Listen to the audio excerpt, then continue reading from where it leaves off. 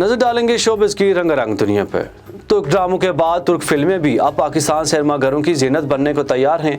जहां पहली फिल्म आइला 11 फरवरी को रिलीज हो रही है। पाकिस्तानी फिल्मी शायकीन को मेयारी तफरीह के लिए डिस्ट्रीब्यूशन क्लब ने तुर्क जबान में बनने वाली आलमी शोहरत याफ्ता फिल्म आइला की नुमाइश का एहतमाम किया है, जो पाकिस्तानी सिनेमाघरों की जीनत बनने वाली पहली तुर्क फिल्म होगी।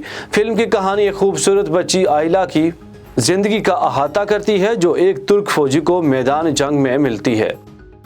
पाकिस्तान तहरीक इंसाफ के रुकन कौमी असम्बली अमल लियाकत हुसैन की अहलिया अदाकारा तूबा ने तस्दीक की है कि उन्होंने शोहर से अलहदगी इख्तियार कर ली है। सईदा तूबा नूर ने इंस्टाग्राम पोस्ट में तस्दीक की कि उनके करीबी रिश्तेदार और दोस्त जानते हैं उन्होंने 14 माह कबल ही शोहर से अलहदगी इख्तियार की थी। अदाकारा ने शोहर से अलहदगी का सबब बताए बगैर बताया कि अब उन्हें सुलह की कोई सूरत नज़र नहीं आती, इसलिए वो खिला के लिए अदालत से रुजू करने जा रही हैं।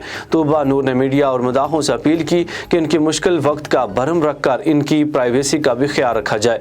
उनके लिए मुश्किल वक्त है, मगर उन्हें यकीन है खुदा हर किसी के लिए हमेशा अच्छे ही फैसले करते हैं।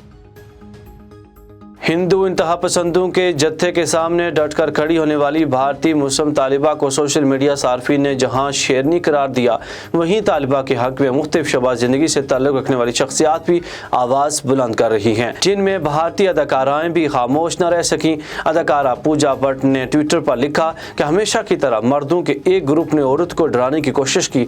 पूजा भट्ट ने इस वाक़े को इंसानियत के लिए खौफजदा करार दे दिया और कहा कि शालों को हथियार बनाना अपनी कमजोरी को जुल्म के जरिए छुपाने की मुतरादिफ है। अदाकारा सवारा भास्कर ने भी इस वाक़े को भारत के लिए शर्मनाक करार दे दिया।